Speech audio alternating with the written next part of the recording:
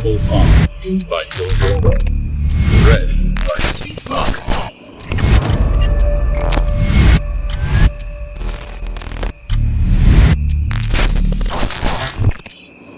Mr. Jones of the Manor Farm had locked the hen houses for the night, but was too drunk to remember to shut the pop holes. With the ring of light from his lantern dancing from side to side, he lurched across the yard, kicked off his boots at the back door, drew himself a last glass of beer from the barrel in the scullery, and made his way up to bed, where Mrs. Jones was already snoring. As soon as the light in the bedroom went out, there was a stirring and a fluttering all through the farm buildings. Word had gone round during the day that old Major, the prize middle white boar, had had a strange dream on the previous night and wished to communicate it to the other animals. It had been agreed that they should all meet in the big barn as soon as Mr. Jones was safely out of the way. Old Major, so he was always called, though the name under which he had been exhibited was Willingdon Beauty, was so highly regarded on the farm that everyone was quite ready to lose an hour's sleep in order to hear what he had to say. At one end of the big barn, on a sort of raised platform, Major was already ensconced on his bed of straw, under a lantern which hung from a beam. He was 12 years old and had lately grown rather stout, but he was still a majestic-looking pig, with a wise and benevolent appearance, in spite of the fact that his tushes had never been cut. Before long, the other animals began to arrive and make themselves comfortable after their different fashions.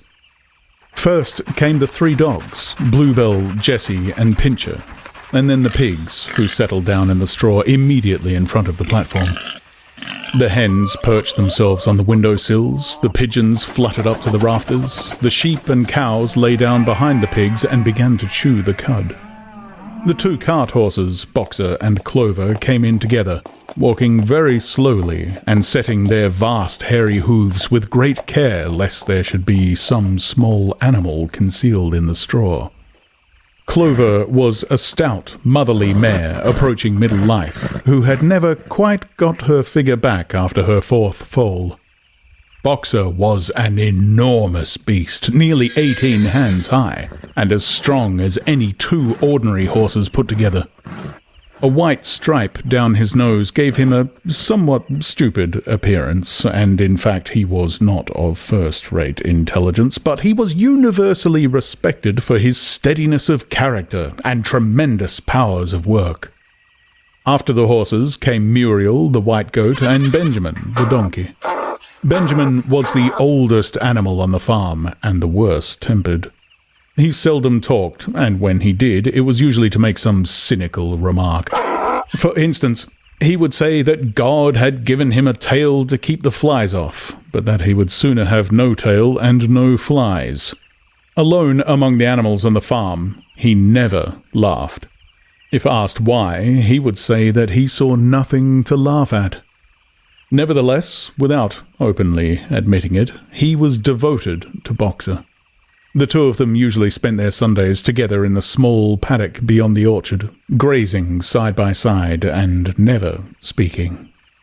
The 2 horses had just lain down when a brood of ducklings, which had lost their mother, filed into the barn, cheeping feebly and wandering from side to side to find some place where they would not be trodden on. Clover made a sort of wall round them with her great foreleg, and the ducklings nestled down inside it and promptly fell asleep. At the last moment, Molly, the foolish, pretty white mare who drew Mr. Jones's trap, came mincing daintily in, chewing at a lump of sugar. She took a place near the front and began flirting her white mane, hoping to draw attention to the red ribbons it was plaited with. Last of all came the cat, who looked round, as usual, for the warmest place, and finally squeezed herself in between Boxer and Clover. There she purred contentedly throughout Major's speech, without listening to a word of what he was saying. All the animals were now present, except Moses, the tame raven, who slept on a perch behind the back door. When Major saw that all had made themselves comfortable and were waiting attentively, he cleared his throat and began. Comrades, You have heard already about the strange dream that I had last night, but I will come to the dream later. I have something else to say first. I do not think, comrades, that I shall be with you for many months longer, and before I die, I feel it my duty to pass on to you such wisdom as I have acquired. I have had a long life. I have had much time for thought as I lay alone in my stall, and I think I may say that I understand the nature of life on this earth as well as any animal now living. It is about this that I wish to speak to you. Now, comrades, what is the nature of this life of ours? Let us face it, our lives are miserable, laborious, and short. We are born, we are given just so much food as will keep the breath in our bodies, and those who are capable of it are forced to work to the last atom of our strength. The very instant that our usefulness has come to an end, we are slaughtered with hideous cruelty. No animal in England knows the meaning of happiness or leisure after he is a year old. No animal in England is free. The life of an animal is misery and slavery. That is the plain truth. But is this simply part of the order of nature? Is it because this land of ours is so poor that it cannot afford a decent life to those who dwell upon it? No, comrades, 1,000 times no. The soil of England is fertile, its climate is good, it is capable of affording food in abundance to an enormously greater number of animals that now inhabit it. This single farm of ours would support 12 horses, 20 cows, hundreds of sheep, and all of them living in a comfort and a dignity that are now almost beyond our imagining. Why, then, do we continue in this miserable condition? Because nearly the whole of the produce of our labor is stolen from us by human beings. There, comrades, is the answer to all our problems. It is summed up in a single word: man. Man is the only real enemy we have. Remove man from the scene and the root cause of hunger and overwork is abolished forever. Man is the only creature that consumes without producing. He does not give milk, he does not lay eggs, he is too weak to pull the plough, he cannot run fast enough to catch rabbits. Yet he is lord of all the animals. He sets them to work. He gives back to them the bare minimum that will prevent them from starving, and the rest he keeps for himself. Our labor tills the soil. Our dung fertilizes it, and yet there is not one of us that owns more than his bare skin. You cows that I see before me, how many thousands of gallons of milk have you given during this last year? And what has happened to that milk, which should have been breeding up sturdy calves? Every drop of it has gone down the throats of our enemies. And you, hens, how many eggs have you laid in this last year, and how many of those eggs ever hatched into chickens? The rest have all gone to market to bring in money for Jones and his men. And you, Clover, where are those 4 foals you bore, who should have been the support and pleasure of your old age? Each was sold at a year old. You will never see one of them again. In return for your 4 confinements and all your labor in the fields, what have you ever had except your bare rations and a stall? And even the miserable lives we lead are not allowed to reach their natural span. For myself, I do not grumble, for I am one of the lucky ones. I am 12 years old, and have had over 400 children. Such is the natural life of a pig. but no animal escapes the cruel knife in the end. You young porkers who are sitting in front of me, every one of you will scream your lives out at the block within a year. To that horror we all must come. Cows, pigs, hens, sheep, everyone. Even the horses and the dogs have no better fate. You, boxer, the very day that those great muscles of yours lose their power, Jones will sell you to the knacker, who will cut your throat and boil you down for the foxhounds. As for the dogs, when they grow old and toothless, Jones ties a brick round their necks and drowns them in the nearest pond. Is it not crystal clear then, comrades, that all the evils of this life of ours spring from the tyranny of human beings? Only get rid of man, and the produce of our labor would be our own. Almost overnight we would become rich and free. What then must we do? Why, work night and day, body and soul, for the overthrow of the human race. That is my message to you, comrades. Rebellion!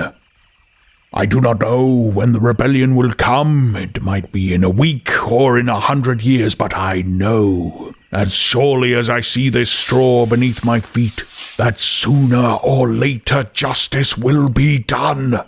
Fix your eyes on that, comrades, throughout the short remainder of your lives, and above all, pass on this message of mine to those who come after you, so that future generations shall carry on the struggle until it is victorious.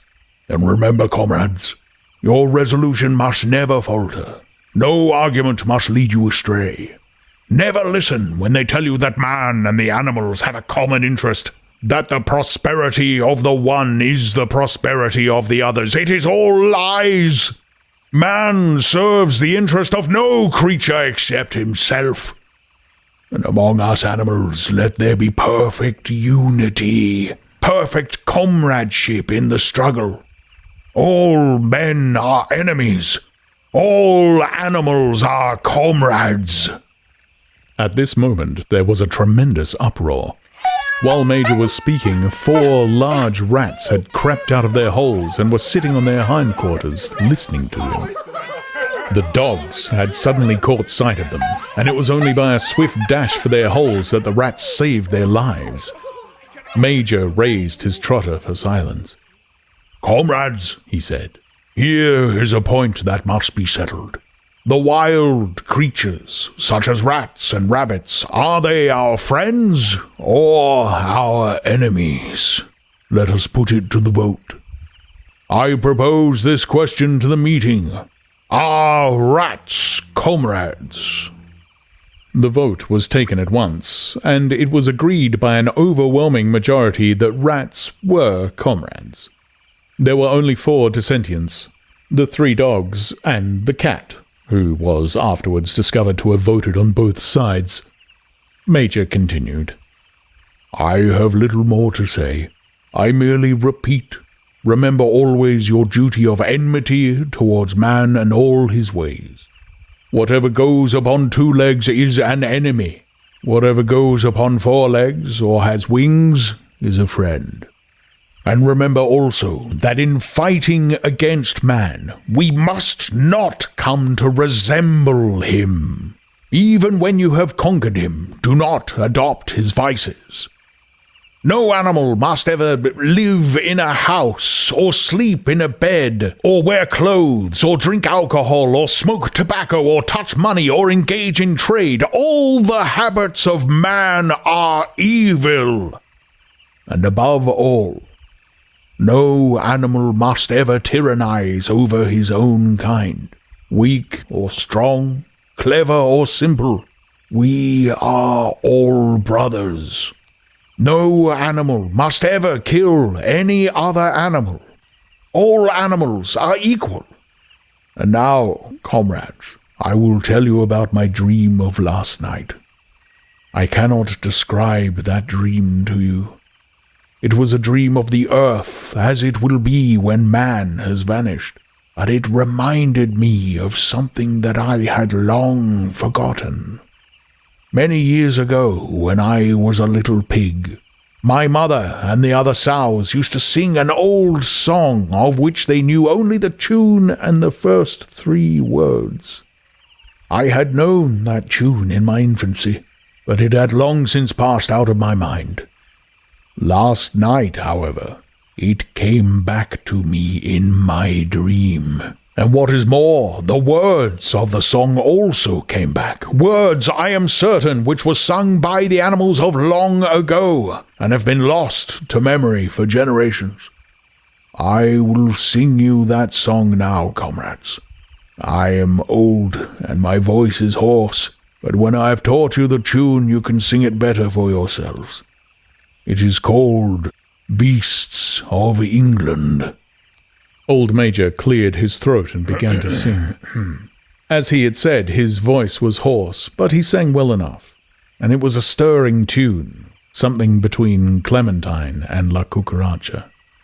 The words ran, Beasts of England, beasts of Ireland, beasts of every land and clime, hearken to my joyful tidings of the golden future time. Soon or late the day is coming, tyrant man shall be overthrown, and the fruitful beasts of England shall be trod by beasts alone. Rings shall vanish from our noses, and the harness from our back. Bits and spurs shall rust forever, cruel whips no more shall crack. Riches more than mind can picture, wheat and barley, oats and hay, clover, beans, and mangel wurzels shall be ours upon that day. Bright will shine the fields of England, purer shall its waters be, sweeter yet shall blow its breezes on the day that sets us free. For that day we all must labor, though we die before it break.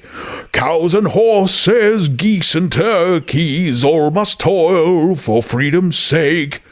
Beasts of England, beasts of Ireland, beasts of every land and clime, hearken well and spread my tidings of the golden future time. The singing of this song threw the animals into the wildest excitement. Almost before Major had reached the end, they had begun singing it for themselves.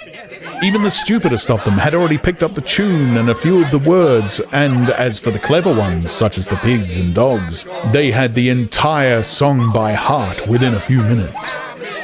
And then, after a few preliminary tries, the whole farm burst out into Beasts of England in tremendous unison.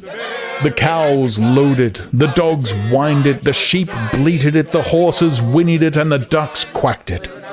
They were so delighted with the song that they sang it right through 5 times in succession, and might have continued singing it all night if they had not been interrupted.